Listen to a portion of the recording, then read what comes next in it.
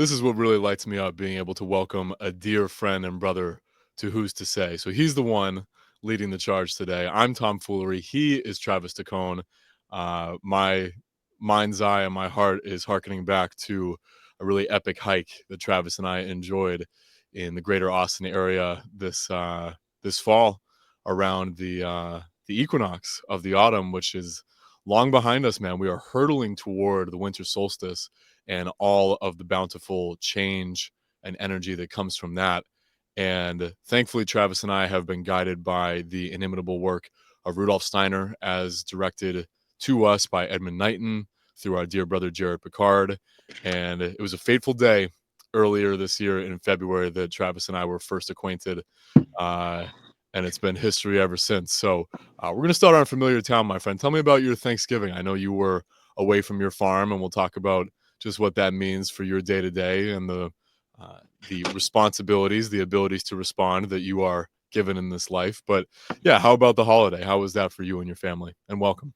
Yes, thank you. I'm glad to be here. I am I'm lucky to have a couple good neighbors who could take care of the farm while I was away. It was a 5.5 hour drive up to near Canada on the east range of the Cascades.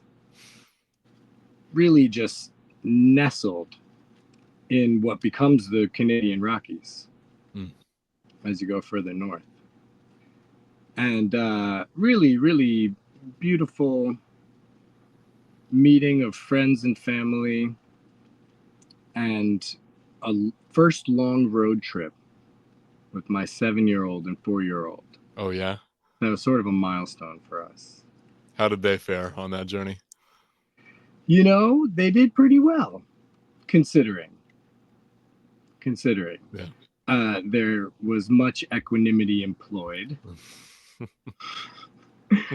on the part of my wife and myself to get us there, but we did. We managed, and felt like, the next stretch might be a little longer because the redwood forest is just 8 hours away. Yeah, give us for those who almost certainly do not know where home base is, and we'll backtrack a little bit to where you came from. I mean, I have a specific milestone of life in mind that I want to rap with you about. But how did you land to where you call home now and make that the fertile ground that you're, now basing family roots and business roots and certainly spiritual roots as well? Yeah, big question, simple answer. I found the Columbia River Gorge on a road trip.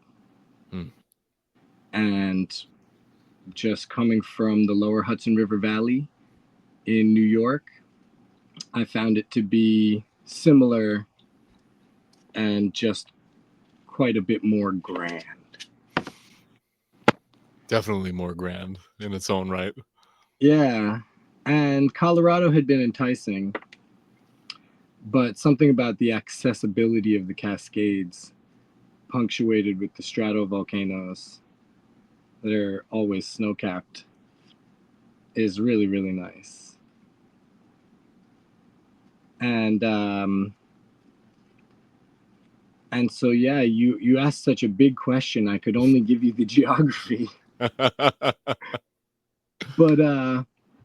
why was I on that road trip? Yes. Might be give us some definition. Yeah, I had been growing vegetables in New York and finding real estate really just unaffordable. And the lifestyle of living kind of just outside the city, having to interact with it quite a bit, New York City, that is, was no longer compatible with my direction. And so I was on that road trip out looking for land out west. And so I was just lucky to find it where I did.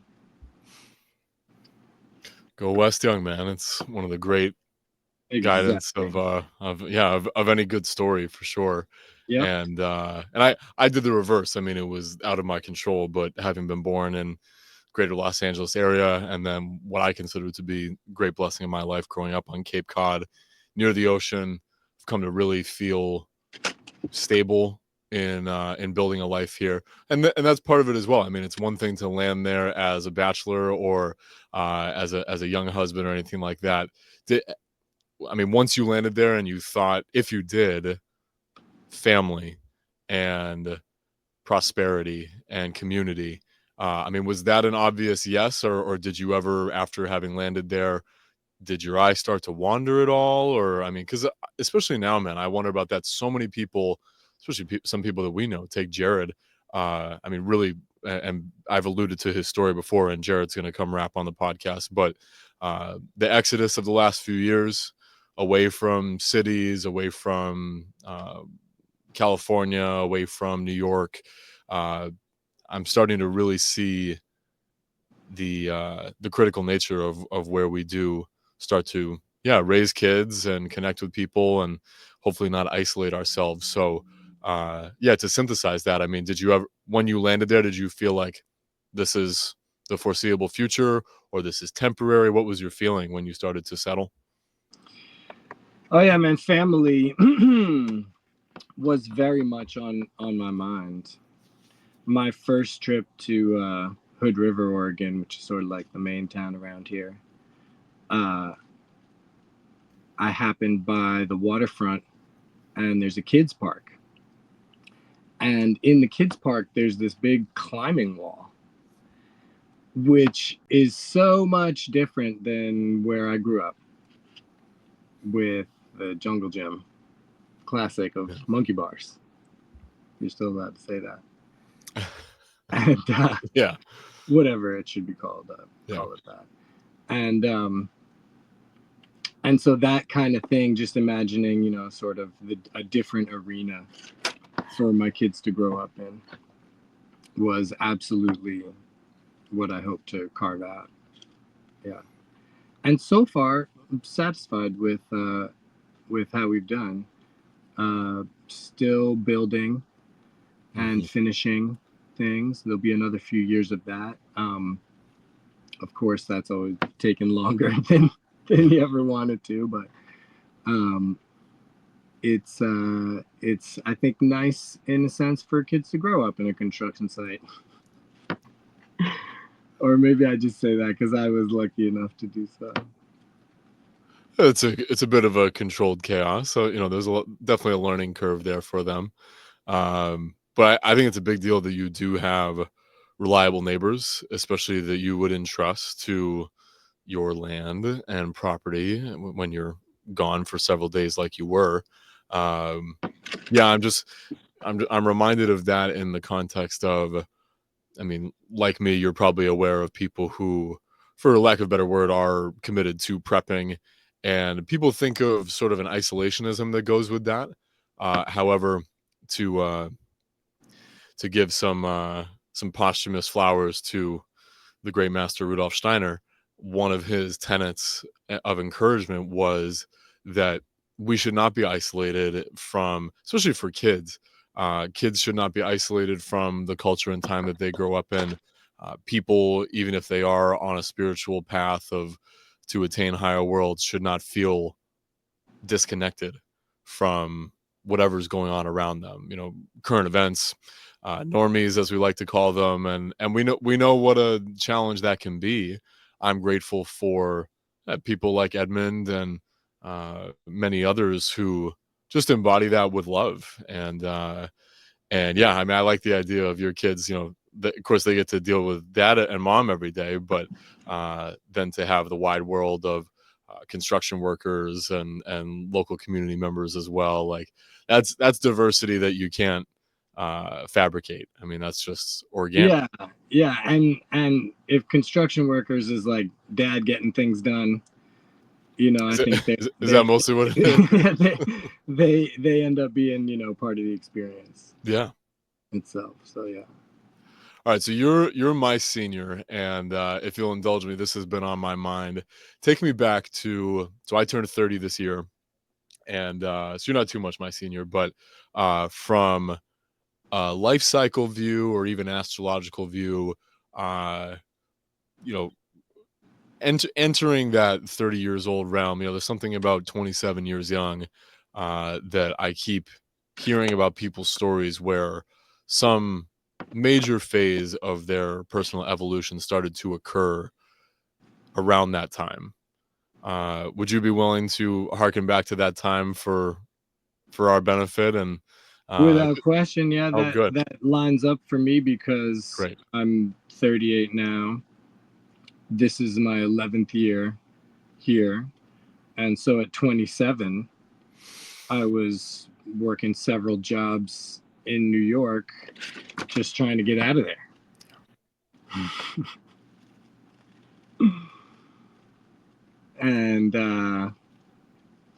and get out to the forest. And what else were you seeking? I mean, did you have Nature connection. I okay? mean, that was what I was feeling bereft of.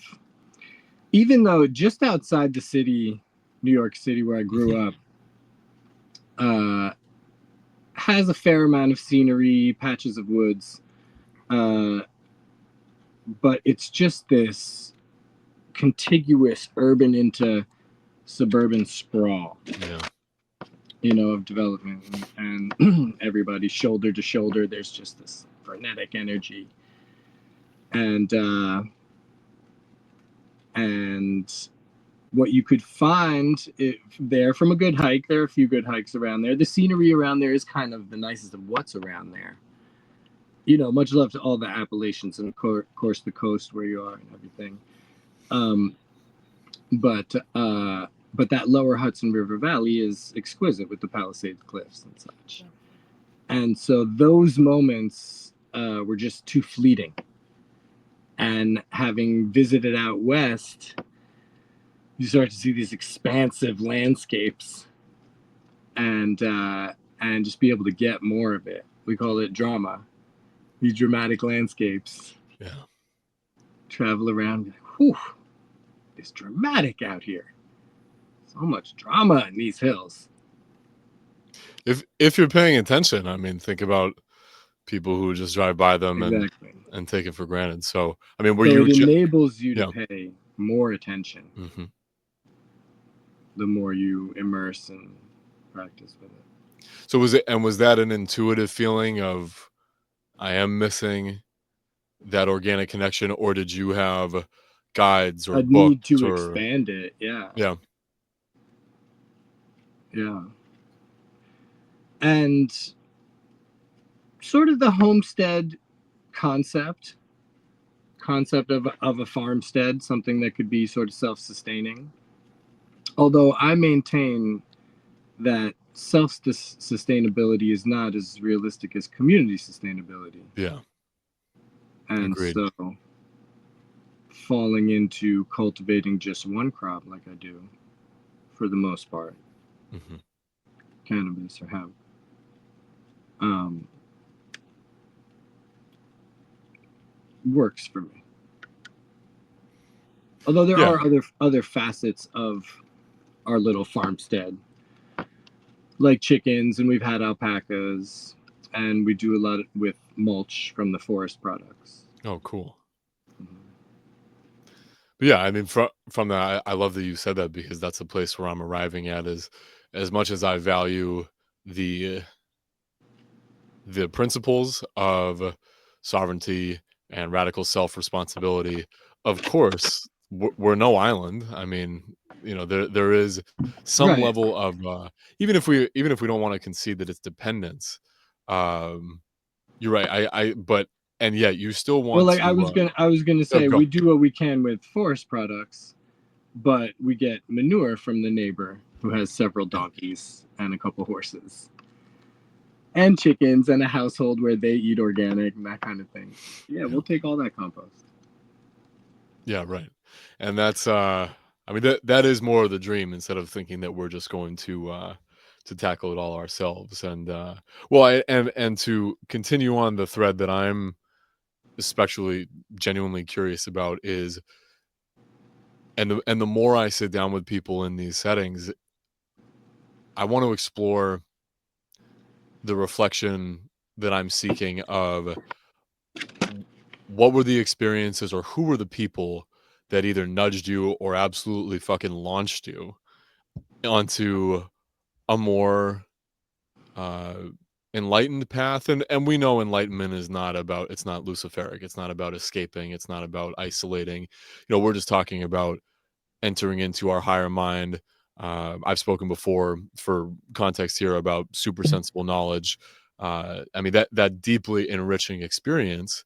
And I mean, thankfully I have you all to remind me that even though you're not in my immediate sphere, that there are brothers and sisters of mine out there absolutely walking their own path home. We're all walking each other home.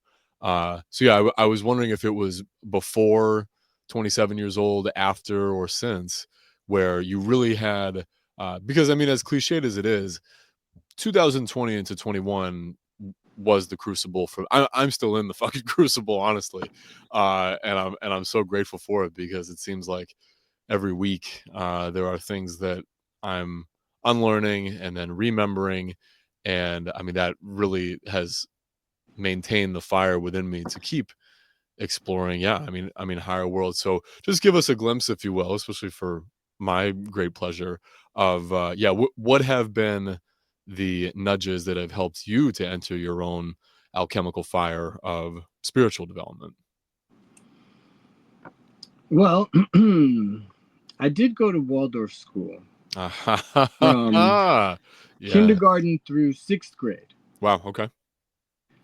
and public school from there through high school, and did college. That must have been a trip. Yeah, it was a bit of a change from private school to public school, but it was fitting for me at the time. And what I can say about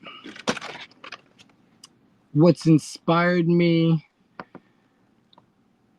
is, you wanted to know who inspired me in the first part of your question. Yeah. And so I feel like you mean great masters like my acquaintance with Steiner, for example. And so I would mention that. Or anyone, Travis. I mean, or anyone who introduced you to Yeah, I Steiner. I would. mean, that's part of the path. Exactly. Yeah. So I would mention that. I did go to Waldorf school, and so was acquainted with some of these concepts in a way that I wasn't entirely um, front conscious of. As a kid, you're kind of just running around, things are going on, and so I'm sure now that what I soaked up then led me on my path. And so that inspiration, I think, is why I have such an affinity for Steiner's work now. But beyond that, I was raised by some hippie folks that were artists, essentially, and into all different kinds of interesting philosophies. In particular, my father was a student of Gurdjieff, or Gurdjieff, who was another kind of mystic. I guess, like, I've got another buddy who was really into Aleister Crowley, and Sure. there are all different adepts from all these different times, and so you can go through all of that, as I kind of did, secondhand, scanning, not reading necessarily, and see what resonates. And so, again, I just keep ending up with Steiner, and I should just mention how Jared Picard puts together programming for Be Here Farm and Nature that include other folks that sort of reveal that alignment, and I get to broaden my interests as far as masters are concerned. But really, what I thought of when you asked who inspired me were just so many people that I met, sometimes in passing, working with cannabis for a long time, and a lot of interesting little relationships with a provider client situation, and so, yeah, I was just always fascinated by how different people were living in different situations and how are they getting by. And what were they into, and that kind of thing. And so as I began to adventure out west and see more of the folks that were doing things in cannabis and homesteady sustainability kind of stuff, that really, really inspired me. And so I felt this nature connection growing. And I think around then, if not before, was I had realized that that's what my connection to cannabis was. Hmm. A deepening of nature connection, and also that was my purpose, to provide that for other people. And so I feel like I'm sort of just the conduit, the hollow bone, to bring Yeah. this spiritual wellness to the world. I'm so happy you were able to articulate it like that because, uh, yeah, it's, I mean, let's say a word for that particular channel for your purpose. Uh, as you know, plenty of cultural baggage that goes into that when, to say I'm a cannabis farmer, provider, connector, anything like that. But certainly not, certainly less where you are now, I'd imagine. And then, I mean, yeah, I love that you spoke to as well, just the people you met throughout that journey that it can be a rare breed for sure. It just opens up so many portals of human interest and experience. But this is actually, I think, an opportune time for us to introduce the overarching ambition of our conversation, which will be expanding into several other installments so that you and I can mutually explore. And I'm going to lean on you because of who you are and your lived experience, uh, and also your study of it. Uh, the principles of biodynamic agriculture, high quality.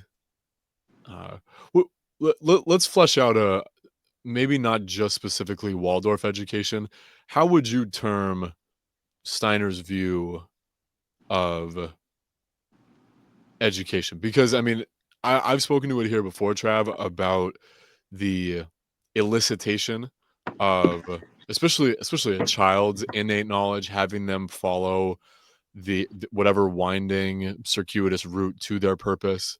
Um, I'm going to give a plug here for Edmund Knighton, our beloved teacher's recent visit on Paul Check's podcast, where they explored several aspects of, especially childhood development. But what would you say, Trav, since you've been in the trenches and you're familiar with Waldorf? Is there a better uh, umbrella term for Steiner's view of education that we could say other than the brand of Waldorf? Oh, absolutely. I think I think if you read it, you will see he really doesn't specify beyond education. Hmm. Even with agriculture, biodynamics is not a term he coined. He just called Right. it agriculture Yeah. Right. and gave a series of lectures on it. Yeah. And so, in the same way, I think education was just the subject. Waldorf, I believe, was the factory Hmm. where the children needed a new school. And so they Yeah. had turned to Steiner in for assistance with that. And so at their request, he put together a curriculum, Yes. which, again, I should mention, I'm just inferring and am not an expert in this. Would be happy to be told I'm wrong, but if you dig through the Rudolf Steiner literature, what I could say is that the education method is, in a sense, designed to prepare people for spiritual development as much as accomplish the necessities of of regular education. And I think that Waldorf schools have shown in the high school years to really prepare students well for studenthood. So, by whatever mechanisms, it's accomplishing preparation for spiritual development at the same time. If the students are well educated, after all, and better than a generic curriculum at a American high school or even other prep schools, private schools, then I think it's a net win. And so I don't have the statistics on how many of who from where gets to college, but from my personal experience, it really does seem to be the case. Some exemplary. So I left Waldorf school in 6th grade. Mm-hmm. The kids that continued through graduating from high school were a really great bunch. A really great bunch, and are now well accomplished in the world. Thank you. That is good grounding, and I'm glad we were able to flush through that, because what our core purpose is today is to lay the groundwork for lay this foundation to build a 3-tiered structure of these with a focus on agriculture, and I'll depart from the the branding of them for sure, because we'll drill down on what biodynamic means, what Waldorf principles are, but certainly Why does it matter? well, sure, because Exactly. what you're speaking to is aligned with my core motive here, which is we're talking about universally applicable. It doesn't matter if it's branded as biodynamic and all all the expectations that come with that. Because I mean, we'll give a little bit of a sneak peek into that, as you well know. It's and you can correct me if I'm off base on this. The the approach to agriculture that Steiner uh, was a champion for was I mean, all these things are going to come back to spiritual development, right? It is the most intimate and timeless connection with mineral, soil, plant, animal, the elements, the human interaction. It's not just what you get as a crop output, right? I mean, and yes, it is biodynamic, however anyone wants to make meaning of that word. In that process, it is going to uh, absolutely, I mean, unlock so many aspects of the spirit to then grow. And it's very similar to being a lifelong seeker. That's what education is. I tell everyone who's willing to listen to me that my greatest education has only taken place after school. After and I had a long matriculation through college. I was working all the while. I thought that was probably a better experience than if I just did 4 years straight of undergrad and fucked around all the while. And yet, only when I was able to be still enough to have the things like the pandemic and the stillness that came with that to yeah, I mean, clear away a lot of the refuse that was piled on top of the things that were really of greatest passion to me. I have a whole new appreciation for education, and that's why it was such a big yes to get your perspective on your experience in Waldorf and just what we've learned from Steiner. And then the culmination, the capstone of all of this, is the pursuit and attainment, because I think Steiner has offered that to us.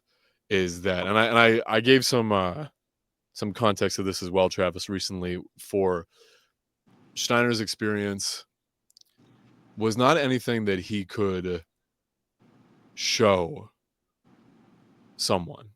What he was able to explore with supersensible knowledge, as a clairvoyant, as a mystic, uh, he wouldn't be able to have you be in the same room and say, "Look, don't you see now?" However, what he did offer were the, I think, the templates and the instruction as the timeless and world-class teacher that he was, to say you too can, to inspire that confidence, to say that you too, if you are a humble seeker, can have your own experience of of higher worlds. And I like that you offer these, yeah, just the two underpinnings, the two footings, so to speak, for that capstone, being rooted in that which sustains us on a physical level, and that which sustains us on, I mean, yeah, I would say educational. I mean, granted, food nourishes us on an energetic level and an emotional level. It's not purely physical as well. But the education, the desire to seek out the good, the true, and the beautiful are absolutely what nourishes the spirit.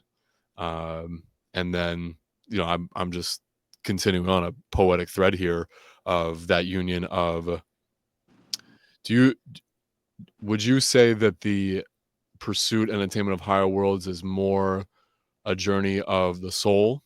If we're talking about how the the pursuit of the good, the true, and the beautiful through our own self-education is something that the spirit yearns for. uh I love Steiner as well for his advocacy for movement, which is also why I love Edmund, is the athleticism, the eurythmy, the embodiment practices that we'll be sharing with people, maybe in a small capacity. um yeah, sprinkle in your spices here, Travis. I mean, how do you You uh spoke just so much and so beautifully about so so many much. of the things that I love to talk about. Yeah. So, Um, so take it. you have to I've given us the define me triad. Take it away. a question and all that. There's so much to respond to. I think the order of the subjects is important Yeah, agreed. because agriculture deals with our physical constitution, and when that is in good shape, we're better able to, be educated. Yes. They're trying very hard to make clean water in Mexico City because they know that that's more important, the most important thing, leading to, nutrition and good health. Um, in order to even enable education. And just on that subject, I would say that biodynamics is a great word Mhm. and concept, and the best way, one of the best ways that I've heard it explained simply is that we want to view the entire farm just holistically as a living organism that itself is striving for evolution, and that is enabled by the human interaction. Again, the human's the hollow bone, bringing the ethereal in contact with the material, in a sense, on behalf of the plants. And when you say And this, evolution, and if you say plants, you're really saying so much more than that, like the soil yeah. and the forest products that came in to build the soil. When You know, I was going to say, when you mention evolution, and I'm inspired by what Edmund has spoken about, and I would never assume that anything is above people's heads. I just want to plant the seed that, when I hear you say the opportunity for evolution is that through your consciousness and through your love and care of that living organism that is your farm, or your uh, dachka, as they're called in the Anastasia series, or or just your plot, your garden, whichever it is, uh, that you can raise the consciousness of that mineral, plant, insect, animal, uh, for the next lifetime. I mean, I think Edmund just spoke to that recently. Is that sort of what you were driving at with evolution, by supporting that within the living organism? yeah, spiritual development, spiritual evolution. Yeah. And so, bringing our awareness to subtle energies, Hmm. our awareness of subtle energies to the land, and feeling it recognized is really, really moving. Deeply. And a lot of momentum going into, yeah, so I've been dedicating several episodes, as you I believe know, to tissue salts and those organic compounds. And the more I read into that, what becomes clear to me is that without a stable and highly functioning homeostasis of your physical constitution, we drastically limit our ability to think clearly, to channel, uh, practices of willingness, as Steiner talks about as well. Uh, it's just incredibly stultifying if we have a weak constitution, and it's something that I am committed to being a champion for, is to continue the work of the likes of Paul Chek and others to make holistic health something other than a buzzword, so that people actually know what it means. Because yeah, to me, you Yeah, know, if you don't have your health, you have nothing else. well, it for sure, for sure, it is, you live an impoverished life. Because yeah, I mean, I see it, man, and you probably do as well. And Maddie K and I talked about this on our podcast, is that there absolutely is a correlation to the level of someone's health and their ability or inability to dig into what you and I are speaking about. The fact that uh, that there are higher worlds attained through supersensible knowledge, that you can have a communion and a conversation with the living organisms, that the magnesium and the rocks in your soil do have their own consciousness. And if you don't have, excuse me, if you don't have an alignment, and this is also akin to my recent injury with my lumbar disc slip, is that I realized just how much of our beingness originates from the core of our being, from our spinal cord. Like, if it's chakra system, if it's energy, whatever people want to call it, if it's not in alignment, then we don't have access to, I mean, yeah, just starting with the root chakra, I mean, that was greatly threatened by that injury of mine. And I mean, I had a very real psychosomatic program running of, uh it wasn't quite despair, because I'm not going to give into despair, but it was like, if someone comes to fuck with me or Jordan or the cats or my friends and family, I can't do anything. And there are people who are living like that, whether they're conscious of it or not, in a state of weakness that leaves them vulnerable to psychological operations, social engineering, religious indoctrination, things that keep them from leveling up, as we're talking about here. And I know that's what you and I are in support of.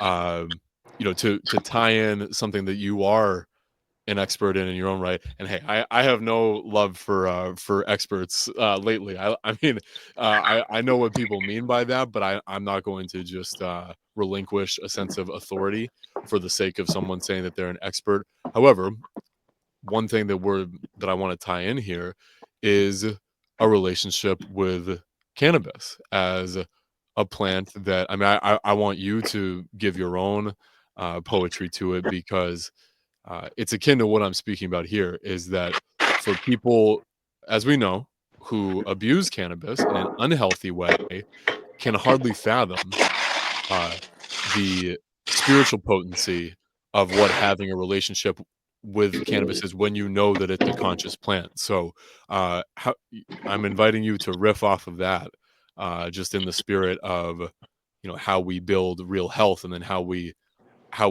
stabilize and align ourselves for higher self education from there, when we have real relationship with conscious plants and animals.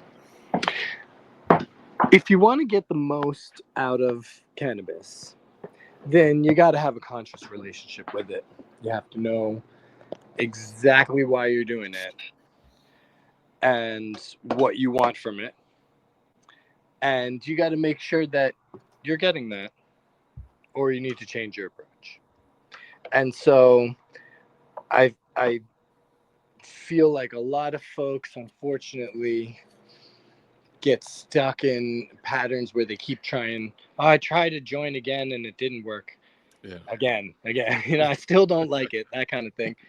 So, I would encourage people to learn more about it. Always try different things and see if anything does work. And the most that I can say to that is that uh, a lot of this isn't quite at the store is what makes it Yeah.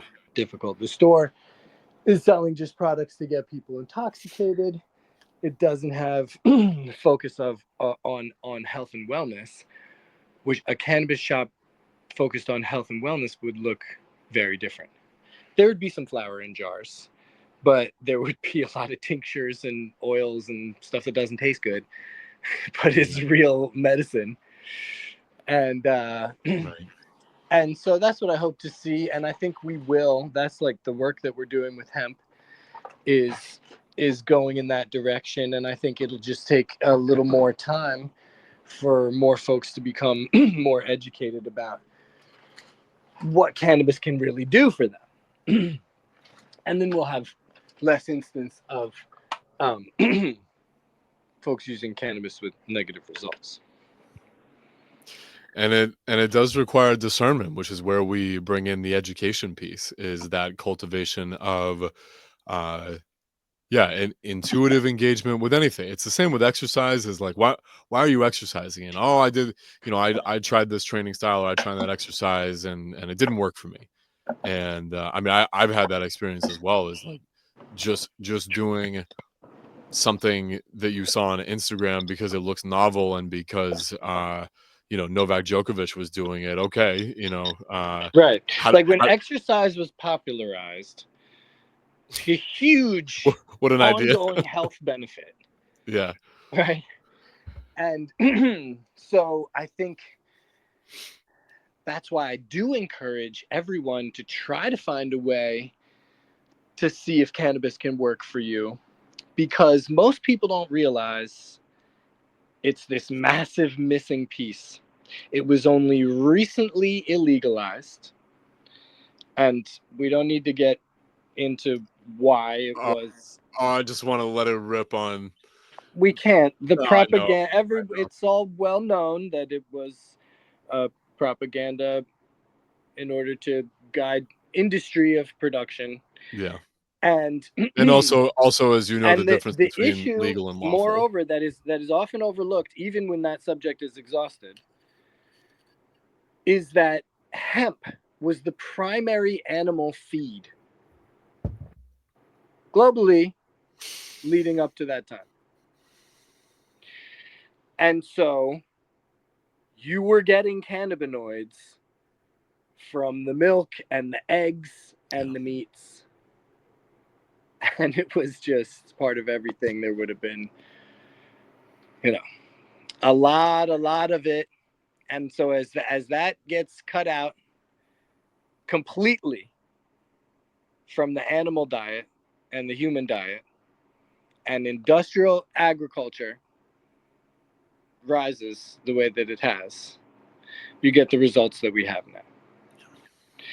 And so part of fixing agriculture for me is, of course, growing hemp. Yeah. All right, let's start there. I think a lot of what Rudolf Steiner just called agriculture is traditional more than anything. Uh, you could call it regenerative organic now. Mhm. If you need to make a pamphlet with all the Yeah. practices in it, then that's what needs to be done. Because otherwise, it's big chemical companies making the pamphlet how to grow corn, Mhm. and And saying this is and saying this is the only way, or this is the best way. how to, yeah. Yeah. And so I really think that's why that is the first item on our list. Is that this foundational thing that is so relevant to all of us, no matter what. I want to throw some gravy at you real quick. I don't know if you've heard this, but your story around hemp, because I didn't know that it was that Wait, can I much. just add to that Please, please. that that agriculture need be biodynamic is not necessarily, again, what am I trying to say without using a catchphrase even like biodynamic? If elements of Rudolf Steiner's method for agriculture were employed at scale, I think that there would be a net benefit for agricultural industry, because what they call preparations are highly concentrated fertilizers Yeah. that are naturally made, biodegradable, everything. And so nobody needs to be involved with any kind of Rudolf Steiner philosophy or anything to farm that way or eat that food. But they would derive a net benefit from their farms doing better year after year after year at this exponential increase of level where you have to back off on any kind of fertilization uh, in order to not overdo it. And certainly don't require any kind of chemical things beyond what could be, pesticides that could be replaced by essential microorganisms. Make Give the chemical companies factories to make big batches of that, Yeah. and it'll have a place in the ecosystem of a farm in its degradation after it does its job, rather than being a toxin. So yeah, that's the ground floor, and I think if we start there and get everybody healthy, then people might have the time The or the energy. headspace to even consider, you know, revamping education. Top Yeah. to No, agreed. Then you just have a massive fucking battery with which to apply your best and brightest to those initiatives, because yeah, I mean, otherwise it is the great paradox of the time that we're in, of the fatal conveniences. And I check everybody with this, is for all the quote unquote conveniences that we do have, I say, do you have more money? Do you have more time? Do you have less stress? Are you spending time on all the things you want to do? And the answer is largely no. I mean, some of us are blessed enough, or we make the choices, or we make the sacrifices to do those things. However, it is only a crisis of anything, if it's the crisis of food supply, or poor farming practices, or a negligent education system, whatever it is, due to a lack of imagination. I see you there. Keep your hands where I can see them, Trav. ergonomic devices falling apart. Go on. Just to say that, yeah, it's, as I talk about, and I quote this from Charles Eisenstein, the more beautiful world our hearts know is possible. And thankfully, you and I are guided by the concept that Steiner puts forth, which, I mean, even from anatomical level and a bioelectrical level, of the heart as an intuitive organ, that's where real truth occurs. And of course, I mean, the mind is a problem solver, and it's a choice maker, and it's a survival mechanism. There's so much more to life than that. I mean, you don't love your wife and kids with your head. You don't talk about your purpose with your head. I mean, you make decisions for them based on that. Um, Part of why I admire just the Steiner model of education is that unity, right? Is, yes, I mean, I loved that in Be Here Man we started with thinking, and just the clarity of thought that came from that, several minutes of focus. I mean, and I think I've spoken about this a little bit, but if you can harken back, Trav, to your first experience with playing with that, of taking this glass and having that be the sole focus of your thoughts in a playful, whimsical way for a couple of minutes, and it's not exhausting. Well, more broadly, I could just speak to the Be Here Man curriculum, which I think is going to be re-released as Be Human Wah, or wah, wah, Being wah, Human. wah, wah, wah. Yeah, I'm not sure. big release. No, I I'm quit pretty fucking Instagram. sure. I hardly know. Um, but I have been helping edit the documents and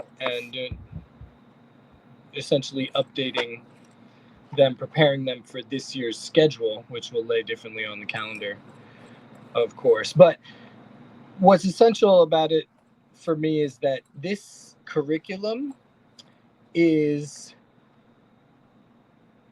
something that I asked for of the Rudolf Steiner archive Mm, and just was having slow going at picking it all out. yeah, So it's basically a manual for Rudolf Steiner's method for spiritual development. So, like, we don't quite have a manual for Rudolf Steiner's method for agriculture. There was a series of lectures. We have yeah, this stenographic recreation of it, which we have to dig through and check against real world experience and see what shakes out. yeah. Which as Edmund talks about is a third distillation from the fact that it was spoken word in German and then written and then Yeah. translated and We are everything that just goes. lucky to have Edmund Knighton, Yeah, who we are. happen to have spent the last 35 years Yeah, doing all that digging for us. And so I'm sure he too would refute the moniker of expert yeah, uh, ever, but he is certainly um, well versed in this stuff and can point to the right lectures to listen to in the archive to reference the source material for the current curriculum. So it's really great that he has been able to distill for us what can then be presented as a manual, essentially. and that is such a great way to refer to it. And I Yeah, mean and go and ahead. then beyond that, so with that as the foundation for it, it's a living thing because new masters or experts are invited or will be each year. This will be the second year now, um, to share on and expand some of that. And so I just find it to be a really great uh, work. I think you mentioned time in the day. There's only so much, so much we can get done, and so I'm really glad to have that be like my study group.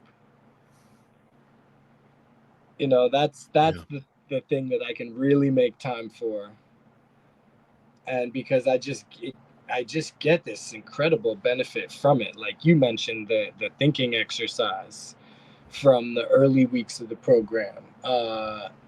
This is something Steiner innovated to sharpen thought. And I'm sure he wouldn't even necessarily say he innovated it. It's yeah, got sources that he'll reference. And a lot of these practices are similar, synonymous with um, many others. But again, it just seems to me that these are the ones that resonate with with me now. Like somehow, 100 years later, this work of Rudolf Steiner's had like the malleability um, to help me with life now in this time. it is so well. And thank you for sharing because your your zest for it, your fervor for that. But I know we call it work, spiritual work, but it is play mostly, right? I mean, it is so fun to try out these new things, and it is highly practical. I mean the role the disposition as a spiritual scientist is one of the ways that I introduce Steiner to people, is that he uh I mean, because you can say anthropo- anthroposophist or creator of Waldorf schooling or any Right. of that. Right, and I But think you even have to, if you're making an introduction of sorts, you even have to define spiritual science, right? Like, how would you take it away? How would you define yeah, so spiritual science? if you would say Rudolf Steiner is a spiritual scientist, I'm not sure what the textbook definition of spiritual scientist is, but when I think of what Steiner referred to as spiritual science, I think of it as checking information against your intuition. Checking information against intuition, or with intuition. Let's not make it contrarian. Mhm. And so that is to say, if there's a question and a presumed answer, can you take that question into meditation or a meditation of sorts and divine through your intuition the verity of that answer? And so this would be like what they call, or maybe is referred to sometimes as the Akasha, to read the Akasha. I'm not sure if Akashic record is even what we're supposed to say. But I think I liken it to that Mhm. in a sense. And so what I like about it is that it's not referred to as such, Yeah. right? And the method, the procedural method of performing that practice is not a complicated yoga, right? Right. But it may take some preparatory practice, like those that are presented in the first week, first half. I mean, really, the whole of the Be Here program. Mhm. Yeah, like I said, we're all on that path, and I love how you framed that. There it is, being able to engage with, and that was what I was alluding to with the fact that as a spiritual scientist, it's not like he had imagery or video or could show you exactly what he was seeing, and yet uh the veracity of his own experience, because he cultivated that intuition to hold a question, to hold a percept, and then investigate it with a, a, a spiritual scalpel. I mean, to really dig into, and it's amazing reading his. I mean, sure, there are rambling writings, but I think people will be pleasantly surprised at just how. I mean, he he is tackling the biggest questions of this realm, and he's showing us ways that we can do that for ourselves in whatever capacity we so choose. I mean, people may not be super enthused by the idea of being a mystic. And I mean, hey, I mean, Steiner bore the weight of the world, especially with how violent and dynamic the change was at that time into the early start of the 20th century. And he left us when things were getting really gnarly, and yet he didn't leave us empty-handed by any means. I mean, as you said, for 100 years on, for us to be, and Edmund is great about this, just inspiring the torch bearing, that by having conversations like this, by following the breadcrumbs that he left for us, the work is not done by any means, and there is a different level of consciousness that we are all, uh, I think we're all spurring it on just by, I mean, the fact that you and I are, you're still, it's not like you're an ascetic, you're a father, you're a businessman, you're a husband, you're a friend, you're a frequent podcast guest, you're about that action. And Oh, we, I'd love to be frequent. Well, you are. I mean, this is, I think if we mentioned this already, Travis and I are going to give probably about an hour to each of these three topics of agriculture, education, and Okay, then that's the goal. spiritual All right. practice. Yeah, let's do it. I think we must. I mean, if for no one else but for me, man. I mean, I'm already having fun. This I hour wonder, has we'll have flown to by, listen and back and see what I spoke more on. I feel like we didn't smash spiritual development quite. bring us home with some of that. I mean, that, like I said, that's going to be our finale anyway, and I know we'll hit it with a flurry. But just what it means to you in this time, and why, I'll say speak to someone because, Trav, there are people. I know personally. I mean, it's mostly people I know personally listening to this podcast. Although, shout out MJ and Maddie K and friends of ours from the group. Uh, say a word or two for people who are reticent to embark on a spiritual path because they just think, I've got a job to do. I don't have the energy for it. What is it going to bring me? I mean, you don't have to do the convincing now, but there's a reason that you are following this track of agriculture as the start, leading us into higher overstanding of education, and that culmination being a spiritual worldview. Why is that something that we Yeah, think is it's like universal? the question is at the end of the education chapter. Mhm. But so why Because begin education would, preparing with children for spiritual development? yeah, And because education around, I'll just say a quick word as well. As we enter the age of AI, which we are in, that is purely harmonic. It is just intelligence. It doesn't have anything else. mm, I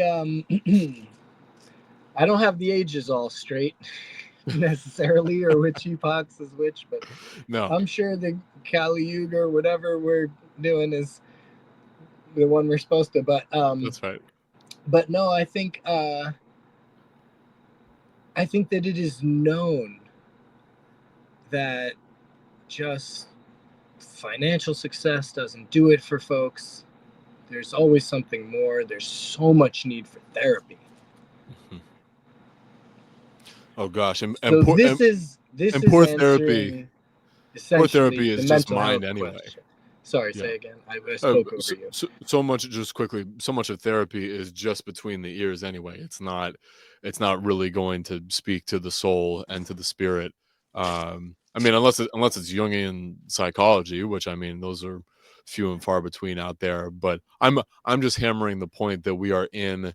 Uh, I mean, although we also know people in the Luciferian energy of, we're all gods, and I don't need a job, and I can just go to a yoga retreat every weekend and love and light, and it's all bliss, and there's perils in that too.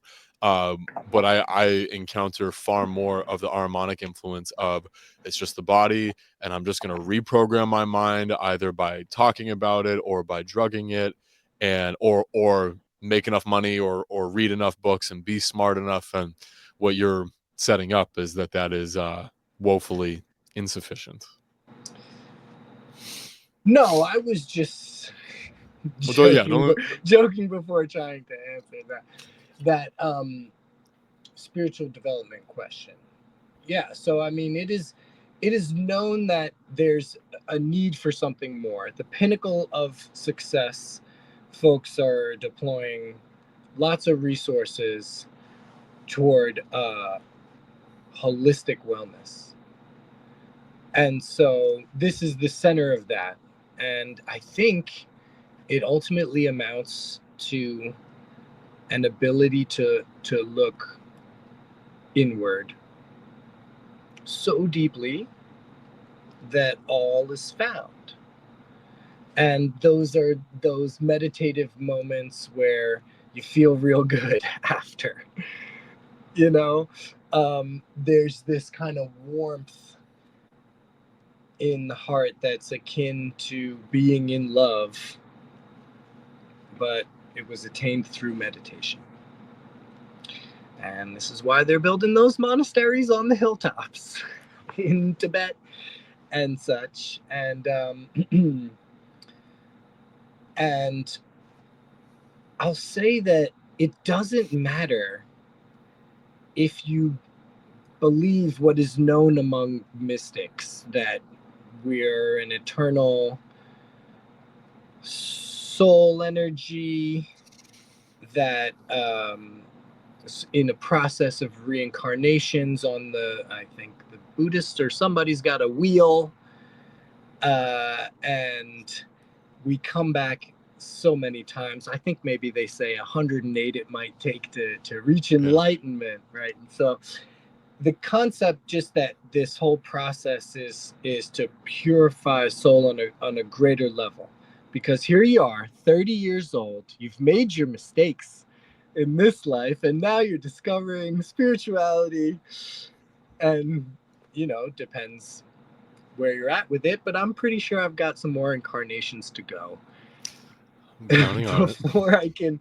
attain, a high level of purity of soul. So it doesn't matter if any of that's even true, because making the effort feels really good, and it's along with diet and fitness what cures depression. I think that the three main things, or maybe it's four, because you need diet and fitness and sleep, and the two of those help you get the third, and then meditation. Hmm. Or it's therapy. It's so many things for so many folks. And just for myself and for what I've found, or how I find peace within, this method seems to be um, really, really versatile in its applicability. This method being what I consider to be Rudolf Steiner's method for spiritual development. And again, I'm making inferences based on what I've read. There's quite a lot to read. Yes. Quite a lot to read. I think the man gave more lectures than they know how he had enough lifetime for. Yeah, it's something crazy, like, was it 50 pages a day of Hmm. writing for every day of his life, and it's, I mean, just talk about Perhaps so. I mean, bursting. obviously achievable, but I think what matters when reading the stuff, at least from what I've read, it even says, is more of the sensation than the words themselves. And so that this was largely dictated and certainly translated from German and into, multiple languages, sometimes multiple languages before English. Um, that it still has this incredible resonance for me, I think is poignant. And I really feel like if people can gain accessibility to it through a program like what Be Here offers, or if there's a Waldorf school, um, where groups of people gather and discuss these kind of inferences, I think really it could benefit many folks. I have great confidence in that, and you're certainly a beacon for that as well. And I'm so grateful that we're connected and we get to circulate it. This, it's said that there is no teaching, only self learn, only self learning. So, Travis and I are gonna in Yeah, this. and I feel like I'm learning what I know through your questions. Like, you got to get it out of me, shake it out of me, Yeah, because that's I'm not really sure no, that's why how to that's deliver it. And I hope if anything that I say makes any kind of sense, and that's great. well, that's part of why we're doing it. That's why I do my solo podcast, and then when I'm in conversation, and I'll count on you as we follow a more structured track as we go on, is when I say something that doesn't make sense, you reel me back in and we challenge, and we that is the Goethe saying is sometimes the hammer, sometimes the anvil. And I'm happy to be both with you, man. So Travis and I, in the spirit of Shana, we will be offering in this series those practical nudges to, yeah, whether it's because one of the great things you mentioned, Waldorf schools, they have great public outreach. They're not totally isolated. Of course, I mean, low hanging fruit of just finding a farmer's market, talking to those farmers. I mean, they're living agriculture. It doesn't matter if they've never heard of Steiner. It doesn't matter if anyone you know have never heard of Rudolf Steiner or anthroposophy. It's about this lived experience where we're going to find these Yeah, common and in threads. fact, I think an overload of philosophy is really sometimes a roadblock Oh, to what could just be very simple instructions. for sure, for sure. So we, And so I'm if we can help with the movement to sort of derive those instructions out of the ether, if you will, then we'll be doing good. And so we will. So I'm gonna set that intention for us for all of our mutual benefit, that we will be prizing simplicity, practicality, utility, and yeah, it's not that Travis and I are teachers. We're just going to be sharing our lessons. This is just going to be the virtual Sorbonne. This is just going to be a Socratic seminar where we're just, like I said, just going to be circulating all our lessons. And you look great, man. You sound great. I'm so grateful that we took full advantage of this window, and it's only up from here, man. It's inward, upward, and onward, as we say. So any final words before we sign off to set the intention for future installments? Oh, just thank you for the opportunity, sir. I'm happy to give it. Much love, brother. We're gonna continue this very soon, and we're grateful to any and everyone who derives benefit, and we're grateful for the energy and the time that you spare. This is the gift that keeps on giving. So until we meet again, get your feet on the earth, get some sunlight in your eyes, hug some people, kiss some people, drink the best water you can, the best food you can, say a prayer, and go inward. That's where all the magic really happens. So until next time, thanks again. Heck yeah.